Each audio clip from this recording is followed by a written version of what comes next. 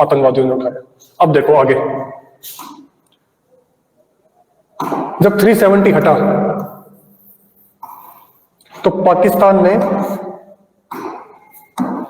पूरी दुनिया में ये प्रोपेगेंडा चलाया, फेक प्रोपेगेंडा, फेक नैरेटिव कि 370 हटने के बाद जम्मू कश्मीर के लोग भारत के साथ खुश नहीं है और भारत जो है वो जम्मू कश्मीर के ऊपर अत्याचार कर रहा है, इंटरनेट बंद करके, कर्फ्यूज लगा के। तो ये सब फेक नैरेटिव, झूठी खबरें, वो उन्होंने यूनाइटेड नेशंस में भी बोला, इस्लामिक कोऑपरेशन वाले कंट्रीज में भी बोला, जहां जहां पाकिस्तान को मौका मिला वहां वहां उन्होंने फेक नैरेटिव चलाया। अब भारत के पास इस नैरेटिव को काउंटर करने के लिए सबसे बेस्ट तरीका वो था कि जम्मू कश्मीर में इलेक्शंस करवा दिए जाए।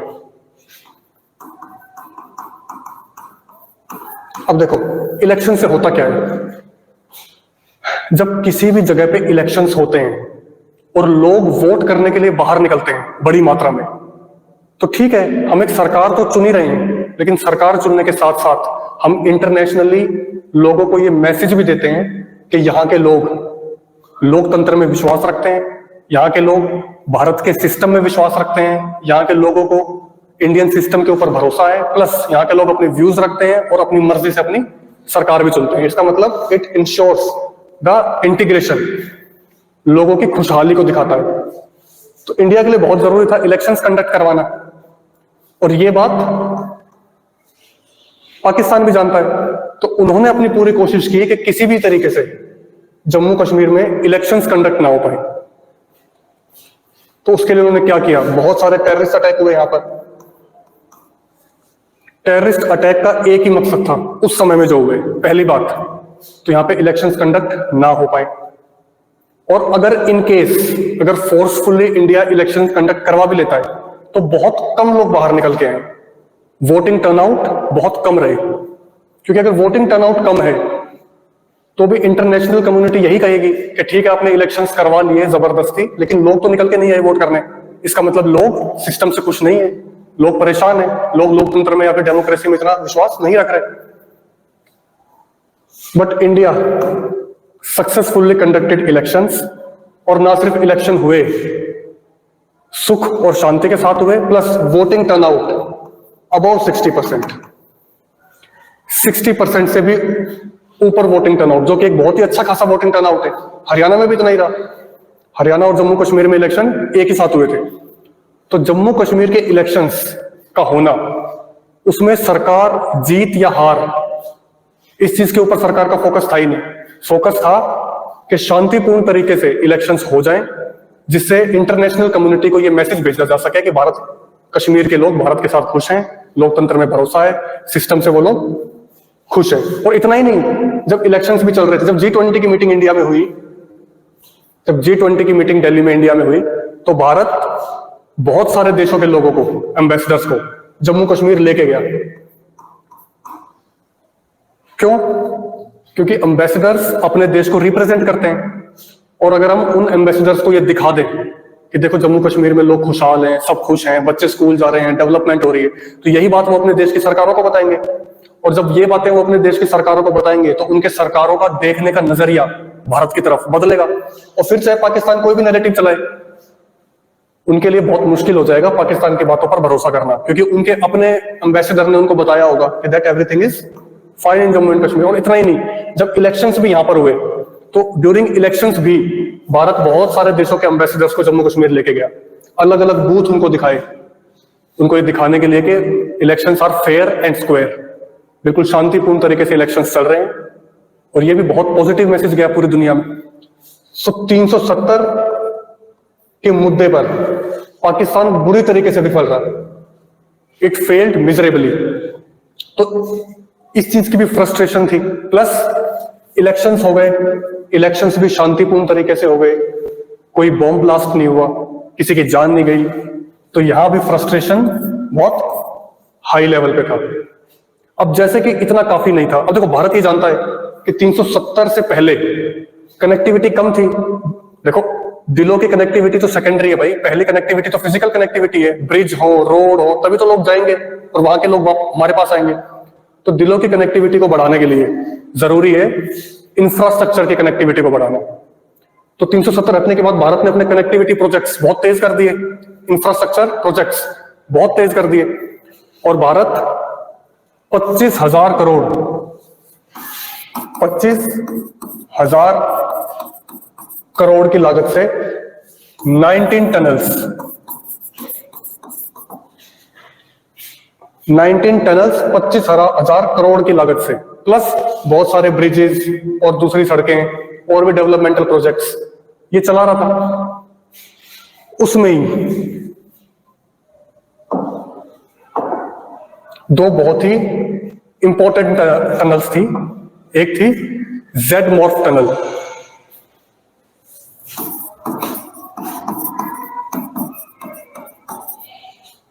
और दूसरी थी जोजिला टनल।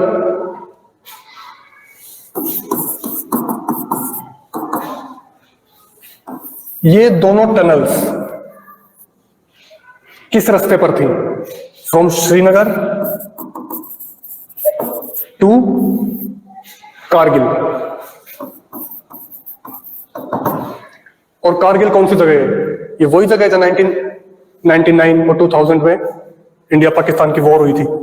तो इस रास्ते के बीच में देखो, तो कारगिल की वॉर भी हुई थी ना, उसका मेन रीजन था कि भारत की कनेक्टिविटी कारगिल के साथ उतनी अच्छी नहीं थी। तो सर्दियों के मौसम में भारत के सोल्जर्स वो नीचे की तरफ आ जाते थे, और उसी का फायदा उठा के पाकिस्तान ने कारगिल पे हमला किया था। तो उन चीजों को देखते हुए भारत ने श्रीनगर और कारगिल के बीच में कनेक्टिविटी को बढ़ाने के लिए अलग अलग जगहों पे टनल्स बनाई। उसी में यहां पे थी जेड मॉर्फ टनल,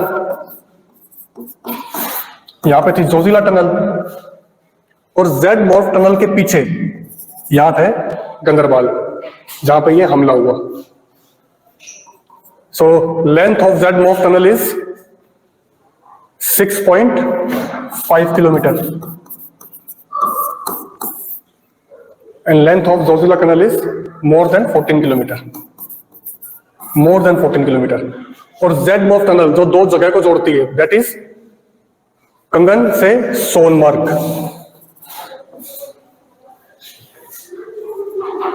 अब देखो, इस तरीके के प्रोजेक्ट्स ये भारत के लिए जरूरी क्यों है? देखो, वैसे तो बहुत ही अंडरस्टूड बात है ये, नॉर्मल, लेकिन फिर भी सबसे पहले चीज हमारी और कश्मीर के लोगों के बीच में कनेक्टिविटी को बढ़ाना, ताकि कल्चरल एक्सचेंज हो। कल्चरल एक्सचेंज, ताकि जो रिलीजियस आइडेंटिटी इतनी स्ट्रांग उनके अंदर भर दी गई है उसको थोड़ा कमजोर किया जा सके और लोगों के बीच की खाई को दूर किया जा सके। Second, economic prosperity, economic development. जब इंफ्रास्ट्रक्चर अच्छा होगा तो ज्यादा लोग एज टूरिस्ट आएंगे, जब टूरिज्म ज्यादा होगा तो लोगों की कमाई अच्छी होगी, कमाई अच्छी होगी तो स्टैंडर्ड ऑफ लिविंग बढ़ेगा, और इवेंचुअली उनके अंदर की नाराजगी कम होगी और उनका इंटीग्रेशन भारत के साथ और मजबूत होगा। थर्ड, अब देखो, ये दो चीजें, पाकिस्तान को, आतंकवादियों को इनसे कोई मतलब नहीं।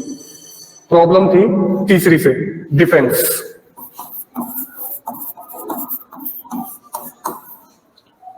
देखो, जो फ्लाईओवर्स बन रहे हैं, टनल्स बन रही है, ये बाकी तो ठीक है, इकोनॉमिक डेवलपमेंट, कल्चर, वो सब तो ठीक है, लेकिन अगर कल को भारत चाइना के बीच या भारत पाकिस्तान के बीच किसी भी तरीके की कोई झड़प होती है, तो यही इंफ्रास्ट्रक्चर, यही टनल्स, इनकी हेल्प से इंडिया बहुत ही आसानी से अपनी प्रेजेंस बढ़ा सकता है ऑन बॉर्डर्स। बहुत आसानी से हमारी ट्रूप्स, बहुत जल्दी और बहुत कम समय में हमारे ट्रूप्स वहां पहुंच जाएंगे। हमारी मिसाइल, हमारे इक्विपमेंट्स, टैंक्स, ये सब चीजें, हथियार बहुत ही आसानी से बॉर्डर तक पहुंच जाएंगे। तो ये इंफ्रास्ट्रक्चर का डेवलप होना, ये चाइना और पाकिस्तान दोनों को एक साथ नर्वस करता है। रीजन कि भारत की मजबूती बॉर्डर के ऊपर बढ़ जाएगी, प्रेजेंस ऑफ इंडियन मिलिट्री या आर्म्ड फोर्सेस वो बहुत मजबूत तरीके से बढ़ जाएगी। तो चाहे वो डिफेंस रिलेटेड रीजंस हो, इकोनॉमिक से जुड़े हुए या फिर कल्चर से जुड़े हुए, ये सारी चीजें, प्लस इंडिया का पॉजिटिव तरीके से इलेक्शन करवा लेना, 370 के मुद्दे पर पाकिस्तान का बुरे तरीके से फेल होना, ये सब चीजें कंबाइन होके यही रीजन है टेररिस्ट्स, पाकिस्तान, चाइना।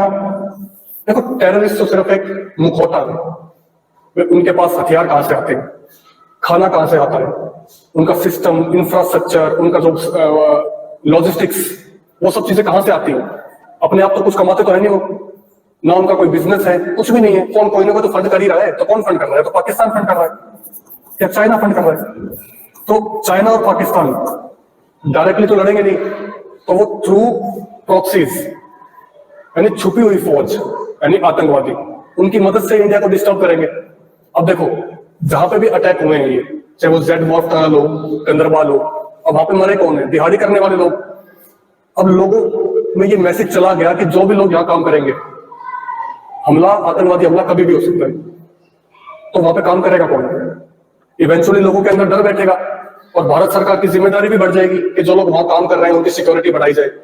तो ये सब चीजें इंफ्रास्ट्रक्चर प्रोजेक्ट्स को रोकने के लिए, भारत और कश्मीर के इंटीग्रेशन को कमजोर करने के लिए, और जो भी कोशिशें भारत कर रहा है उसको कमजोर करने के लिए। और अब फ्रस्ट्रेशन इतनी ज्यादा बढ़ गई क्योंकि इलेक्शन हो गए, सारे काम हो गए, सब कुछ पॉजिटिव ही पॉजिटिव जा रहा है। तो लोगों के अंदर डर बिठाने के लिए अब रैंडम अटैक्स किए जा रहे हैं आम लोगों के ऊपर। तो जहां से स्टार्ट किया था वहीं खत्म करेंगे कि जब आम लोगों पर हमले होने शुरू हो जाए तो सरकार को और भी ज्यादा मजबूती के साथ जवाब देना चाहिए। प्लस जब बात हो आतंकवाद की या किसी दूसरे देश के साथ एंगेजमेंट की, देखो आपको एक बात बताता हूं मैं कमाल की। जब 1962 का भारत चाइना युद्ध हुआ, चाइना ने भारत के ऊपर अटैक कर दिया अचानक। उससे जस्ट पहले बहुत लंबे समय से पंडित नेहरू ये गाना गा रहे थे कि हिंदी चीनी भाई भाई। और जब चाइना का अटैक हुआ तो विपक्ष ने बड़े जोरदार तरीके से बुराई, क्रिटिसाइज करना शुरू कर दिया नेहरू को कि नेहरू का फेलियर है, वो लोग पहले से पता क्यों नहीं कर पाए कि चाइना अटैक करने वाला है, डिफेंस मिनिस्टर का फेलियर है, फॉरेन मिनिस्टर का फेलियर है। उस टाइम एक युवा सांसद, a young parliamentarian, a young MP, वो खड़े हुए और उन्होंने कहा कि ये समय नहीं है पंडित नेहरू की कमियां गिनवाने का, क्योंकि इस वक्त चाइना के साथ हम वॉर में हैं। ये समय है सरकार का साथ देने का किसी भी तरीके से, और साथ मिलके दुश्मन देश के साथ लड़ने का। जब लड़ाई खत्म हो जाएगी, चाइना वापस चला जाएगा, उसके बाद फिर हम एक एक करके बहुत सारे सवाल पूछेंगे, उसके बाद तो एक एक चीज का जवाब लेंगे। लेकिन जब तक किसी तीसरे देश के साथ लड़ाई चल रही है इंटरनेशनल फ्रंट पे, तब तक सरकार हो या विपक्ष, उन सबका एक होना, it is very important. And that young MP was Atal Bihari Vajpayee. तो उसी चीज को आज भी याद रखते हुए जब बात होती है आतंकवाद की, so it is responsibility of opposition and government both, ये दोनों मिलकर एक साथ एक स्वर में जवाब दें। So thank you and have a nice day.